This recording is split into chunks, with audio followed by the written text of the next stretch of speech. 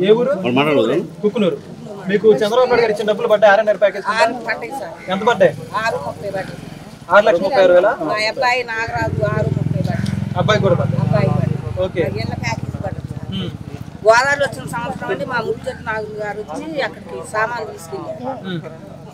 మినుములు పోయినాయి సార్, మినపప్పు పోయింది సార్, పిల్లల కోడి పోయినాయి సార్, నీబాదడిపోయింది సార్, ఇల్లు మునిగిపోయింది సార్, అన్ని మునిగిపోయి ఆ బీపీ వచ్చి కింద పడిపోయాయి సార్. చుట్టాలు కూరలో కారం అని చుట్టాలు పక్కలు తెచ్చారు, మన చంద్రబాబు ప్యాకెట్ ఇచ్చారు, అవి కూడా తినుకుంటా ఉన్నాక నన్ను తీసుకెళ్లి హాస్పిటల్లో పెట్టారు. నాకు 10,000 ప్రభుత్వం ఎవరు పట్టించుకోలేదు. మా ఆయన గారు ఈ డబ్బులు వచ్చిన హాస్పిటల్ తీసుకెళ్ళి కాలు లైన్ చేపించాక మాకు 3 ఎకరాల భూమి ఉంది. భూమికి డబ్బులు పట్టి మేము అనుకోలేదు. డబ్బులు పట్టి 3 రోజులు మాకు తెలిసి చంద్రబాబు మంచి. మీ పేరండి? ఓకే. ఎక్కడ, ఏ ప్రాంతం మీది? అయితే మీది కూడా ముంపు ప్రాంతాల్లో గ్రామేనా? అయితే ఇప్పుడు మరి ఏదైతే ముంపు ప్రాంతాలకి చంద్రబాబు నాయుడు గారి కూటమి ప్రభుత్వం ఈ యొక్క డబ్బు రిలీజ్ చేసిందని చెప్పేసి వార్తలు వస్తా ఉన్నాయి. అందరూ కూడా చాలా మంది చెబుతున్నారు. ఒక్కొక్కరికి ఎంత మీరు పడ్డాయి అంటారు? 6,30,000 ప్యాకేజ్. ఓకే. అంటే ఇల్లు కూడా 20 లక్షలు. ఓకే. అంటే ఇప్పుడు చూసుకుంటే గత ప్రభుత్వంలో ₹1 కూడా వేయలేదని చెప్పి కలబలు మాట తప్ప ఏం లేదు. కేవలం 6,30,000 10 లక్షలు ఇస్తానని అధికారంలో కూర్చుని ఈ పంచాయతీలో ఏమీ లేదు, ఏం పట్టిన పాపం లేదు. ఓకే. మళ్ళీ చంద్రబాబు నాయుడు గారు 2015లో ఈ పోలవరం అనేది రాష్ట్రానికి జీవనాడి ప్రాజెక్ట్. కానీ దానికోసం త్యాగం చేసిన రైతులు ఉన్నారు చాలా మంది నిర్వాసితులు. వాళ్ళని ఆదుకుంటే చంద్రబాబు నాయుడు గారు 2017లో భూములకు ఇచ్చింది 10,20,000. మళ్ళీ నిర్వాసితుల్లో ప్యాకేజ్ చేస్తాం. ఓకే. అంటే మొత్తానికి చూసుకుంటే ఒక రాష్ట్ర ప్రభుత్వం అంటే ఎవరైతే బాధితులు వచ్చి వీళ్ళందరూ కూడా ₹1,000 అంటే 10,000 వేయడానికో 5,000 రూపాయలకో చాలా లేట్ అవుతుంది. వేస్తారని కూడా తెలియని పరిస్థితి. అటువంటిది ఇప్పుడు రాష్ట్ర ప్రభుత్వం ఒకేసారి ఒక్కొక్క వ్యక్తికి 6 లక్షల రూపాయలు. గతంలో జగన్మోహన్ రెడ్డి పర్యటన వచ్చినప్పుడు 50 ఏళ్ళకి 100 ఏళ్ళ గుట్టి వెళ్ళిపోయాడు. ఏం లేదు. మళ్ళీ ఎప్పుడైనా వచ్చినట్టు వాళ్ళకి పర్యటన 50 ఏళ్ళు కొట్టాలి అంతే. అట్లా కొట్టాలంటే ఒక 100 ఏళ్ళు పట్టుద్ది. అంటే అవి కూడా ఎంత ఇచ్చారంటారు? 2,000, 3,000 అంటున్నారు. మరి అప్పుడు వచ్చినప్పుడు జగన్ అదేంటంటే అది మామూలు 2022 వరదల్లో చాలా విలేజ్ మునిగిపోయింది. మునిగిపోయినప్పుడు కనీసం వాళ్ళు చేయలేదు. అక్కడికి అప్పుడు కూడా చంద్రబాబు నారాయణ కాలనీ ఉన్నాయి కదా, అట్లలోకి వెళ్ళి తలదాసుకున్నారు జనాలు. ఆయన చేసిన సేవలు నిర్వాసితులకి చాలా మొత్తానికి ఇప్పుడు చంద్రబాబు నాయుడు గారు కూటమి ప్రభుత్వం చేసిన దాని గురించి చాలా హ్యాపీగా ఉన్నారు. ఈ 41 కంట్రోల్ ఇచ్చారు. ఇంకా కొన్ని ఉండేయండి ఇవ్వాల్సింది. అంటే ముందు ఏటా వచ్చే వరదల ముందు కొన్ని కంట్రోల్లో చేర్చలేదు, అవి కూడా చేర్చాలనుకుంటున్నాం. ఈ కూటమి ప్రభుత్వానికి నిర్వాసన కూటమి ప్రభుత్వం నరేంద్ర మోడీ గారికి, చంద్రబాబు నాయుడు గారికి, పవన్ కళ్యాణ్ గారికి, మా ఎంపీ రమేష్ గారికి, ఎమ్మెల్యే శ్రీబాలాజీ గారికి, ఇంకా ముఖ్యంగా చెప్పాలంటే మా ట్రైగర్ చైర్మన్ గారు ఇప్పుడు ఇన్ఛార్జ్ అధికారం లేకపోయినా కూడా వరదలు వస్తే ఇక్కడ మాతో పడుకునేవాడు, మాతో తిరిగేవాడు. వీళ్ళందరికీ చాలా కృతజ్ఞతలు. మీ పేరు? ఒలిటి నాగదర్ గనీలండి. అమౌంట్ బాగానే పడినాయండి అందరికి. మొత్తానికి ఆర్ఎన్ఆర్ ప్యాకేజ్ సంబంధించి మీ మండలం గురించి ఏమనుకుంటున్నారు జనాలంతా? మీరు ఏమనుకుంటున్నారు? ఇప్పుడు కులమత భేదం లేకుండా ఏమీ లేకుండా మొత్తం అందరికీ అన్ని కులాలకి అందరికీ పడినాయండి. గత ప్రభుత్వంలో కులాల వారీగా ఎస్టీవీలకి పడినాయి కానీ మిగతా అందరికి పడలేదు. ఇప్పుడు అందరికీ సమానంగా పడినాయి డబ్బులు. అందరికి మంచిగా పడటం వల్ల అందరూ సంతోషపడుతున్నారు. పండగ వాతావరణం ముందే ఉంది అందరి దగ్గర. అందరూ చాలా బాగా సంతోషపడుతున్నారండి. చంద్రబాబు నాయుడు గారి ప్రభుత్వం చాలా బాగుంది. చాలా పరిపాలన మంచిగా చేస్తున్నారు. కేంద్రంలో నరేంద్ర మోడీ గారు కూడా బాగా చేస్తున్నారు. పవన్ కళ్యాణ్ గారు కూడా బాగా చేస్తున్నారు. అంటే ఇలా ముందే ఊహించకుండా ఎవరు కూడా ఊహించలేదు అంటారు. ఈ యొక్క అమౌంట్ పడడం గురించి ఊహించకుండా డబ్బులు పడడం దాని గురించి ఏమంటారు? ఎవరికి ఊహించకుండా డబ్బులు పట్టడానికి అందరూ సంతోషపడుతున్నారండి. ఇది ఏమి అంటే చంద్రబాబు నాయుడు గారు ఏమి లబ్ధి పొందకుండా ఎలక్షన్ మూమెంట్ పేరు చెప్పి ఎలక్షన్లో ఇంకో నాకు ఇలా ఓట్లేయండి మీకు అమౌంట్ పడతాయి అని ఏం చెప్పకుండా ప్రజలందరికీ మంచిగా ప్యాకేజ్ వేయడం వల్ల అందరూ సంతోషపడుతున్నారు. మొత్తానికి చంద్రబాబు నాయుడు గారికి ఏం చెప్తారు? మరి ఆయనకి ధన్యవాదాలు మీరు చెప్పాలనుకుంటున్నారా? చంద్రబాబు నాయుడుకి చాలా ధన్యవాదాలు చెప్తున్నామండి. మా ముంపు ప్రాంతంలో కూడా చాలా సార్లు చాలా గత ప్రభుత్వంలో కాకుండా ఇప్పుడు బాగా ఆదుకున్నారు మమ్మల్ని. అమ్మా మీ పేరమ్మా? పసుమర్తి భాగ్యలక్ష్మి. ఈ చంద్రబాబు నాయుడు గారు పోలవరం ఆర్ఎన్ఆర్ ప్యాకేజ్ అని చెప్పేసి ఎవరైతే ముంపు ప్రాంతాల్లో ఉంటున్నారో వాళ్ళందరూ కూడా అందరి అకౌంట్లో డబ్బులు వేయడం జరిగింది. మరి మీ అకౌంట్లో పడ్డాయి లేదా? పడ్డాయి. ఎంత పడ్డాయమ్మా? 6,36,000. మరి ఈ డబ్బులు పడుతున్నాయని చెప్పేసి ముందే మీకు ఎవరైనా చెప్పారా? అసలు అనుకోలేదు కూడా. ఎవరు కూడా చెప్పలేదా మీకు? అసలు అనుకోలేదు, కల్లో కూడా ఊహించలేదు అసలు. ఊహించిన విధంగా పడ్డాయి. ఊహించిన విధంగా.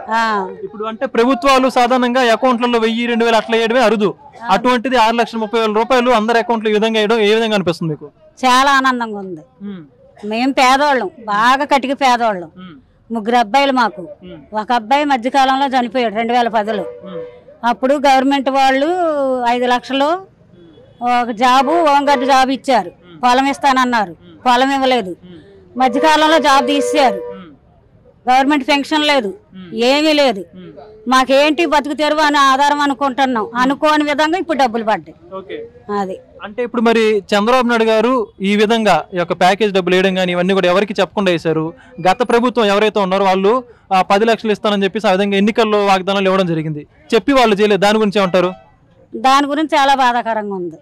వేస్తానన్న విధంగా వేయలేదు. ఎప్పుడు గోదావరి వచ్చినా మేము తట్టబుట్ట చదువుకొని ఎక్కడ షెల్టర్ వస్తుందో ఎక్కడ ఉండాలన్నట్టు బాధలు పడేవాళ్ళం.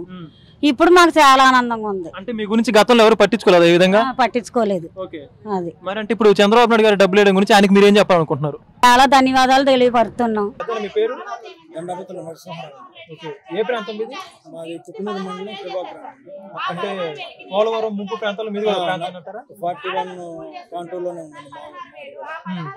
అంటే మీరు ఏమేమి ఇచ్చారంటే దీనికి సంబంధించి మాకు నేను చిన్నకారు రైతునండి. మాకంతా 4 ఎకరాలు అయింది. 4 ఎకరాలకు కూడా అమౌంట్ వచ్చాయి.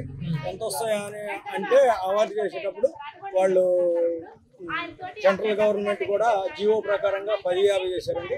అంతకుముందు చేసిన ప్యాకేజీ అయితే 2004-05లో 1,15,000. దానికి మాగంటి బాబు గారు కానీ టీడీపీలో ఉన్న పెద్దలందరూ కూడా చాలా కృషి చేసి 10,50 చేశారండి. ఆ రోజు కూడా ఇట్లా అనుకున్నాం, పడతాయి ఎప్పుడు పడితే సంవత్సరాలు అనుకున్నాం. కానీ అవార్డు అయిన ఒక్క 4-5 నెలల్లోనే ఈ రోజు ఈ 2025లో జనవరి 3వ తారీఖు 2వ తారీఖు ఎట్లయితే మెసేజ్లు వచ్చాయో అసలు ఆశ్చర్యం వేసిందండి. అసలు అర్థం కాల. ఎంత సంతోషం అంటే మీకు ముందు చెప్పలేదు ఇన్ఫర్మేషన్? అసలు ఇన్ఫర్మేషన్ కాదు, కనీసం ఏమీ తెలియదండి. అసలు ఏమీ తెలియకుండా ఆ రకంగా 2017లో మొత్తం ప్యాకేజీ అసలు ఒక్క ఎకరానికి కూడా మిగలకుండా ఏదైనా అవార్డు పొరపాటు ఏదైనా మిగులు భూములు తప్ప అసలు అంత బాగా వేశారండి. ఇక ఆ తర్వాత మళ్ళీ 2018-19లో కూడా ఈ R&R అప్పుడు పడాల్సిందండి. అదే ఈ చంద్రబాబు గవర్నమెంట్ లో. అటువంటి గవర్నమెంట్ లో లేనిపోని వేరే పార్టీలు వచ్చి వైఎస్ఆర్సీపీ పార్టీ వచ్చి అది కూడా ఎలా వచ్చిందంటే అది కూడా చెప్పగలుగుతానండి. వచ్చి మీ నిర్వాసితులకు సంబంధించి ఒక్కొక్క మనిషికి 636 కాదు 10 లక్షలు ఇస్తానన్నారండి. టీడీపీ గవర్నమెంట్ లో 10 లక్షలు ఇచ్చారు కాబట్టి మేము వస్తే వాటికి ఎకరానికి 5 లక్షలు ఇస్తామన్నారండి. దాన్ని నమ్మి ఒక్క ఉదాహరణ చెప్పాలంటే ఇవాళ మనకి జగన్కి వేస్తేనే 10 లక్షలు వస్తాయి, అంతే కదండి. అప్పుడు మనకు ఒక 4 ఎకరాలకు వచ్చింది కదా, అవి కూడా 5 లక్షలు వస్తాయి, 4-5 20 లక్షలు వస్తాయి అని ఫ్యాన్ పార్టీకి ఆ రకంగా వేసి నెత్తి మీద పెద్ద గుదిబండ తెచ్చి పెట్టుకున్నామండి. మేము పెట్టుకొని అప్పటి నుంచి మోస్తూ 5 సంవత్సరాలు మోసాం.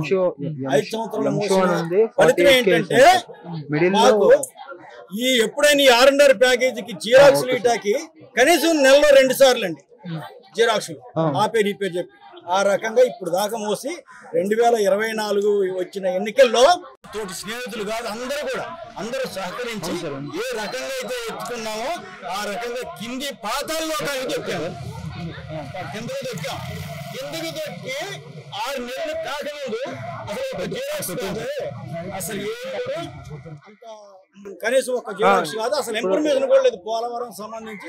మేము కూడా అనుకున్నాం చంద్రబాబు గారి ప్రభుత్వం వచ్చింది, మళ్ళీ డబ్బులు అయితే పడతాయి. కానీ 2026 కానీ 27 కానీ ఎందుకంటే అప్పులు పారు అయిపోయింది రాష్ట్రం, దాన్ని సరిదిద్దుకునేసరికి ఆయనకి సరిపోద్ది, ఇప్పుడు పడవని మేము అనుకున్నామండి. అట్లా కాకుండా మాకు సంక్రాంతి పండుగ రాకముందే జనవరి 2025 జనవరి 1, 2వ తారీఖు 3వ తారీఖులోనే సంక్రాంతి పండుగ వచ్చేలాగా అసలు ఊహించలేదండి. ఇది కూడా మెసేజ్ చూసి అంత ఆనందంగా ఉన్నారండి. ఇప్పుడు అంతా కూడా మండలం అంతా హ్యాపీగా ఉంది. మరి ప్రస్తుత ప్రభుత్వానికి ఏం చెప్తారు? ప్రస్తుత ప్రభుత్వానికి కూటమి ప్రభుత్వం 2024లోనే వచ్చింది కాదండి, 2029. ఇంకా చంద్రబాబు గారు ఓపిక ఉన్న రోజులు కూడా కూటమి ప్రభుత్వందే విజయం. ఎందుకంటే అంత పోయిన ప్రభుత్వం అంత ఫెయిల్యూర్ అయింది కాబట్టి ఆయనదే విజయం. మన ఏపీ ఆంధ్రప్రదేశ్ మంచిగా నడవాలని కోరుకుంటూ కూటమి ప్రభుత్వానికి ధన్యవాదాలు.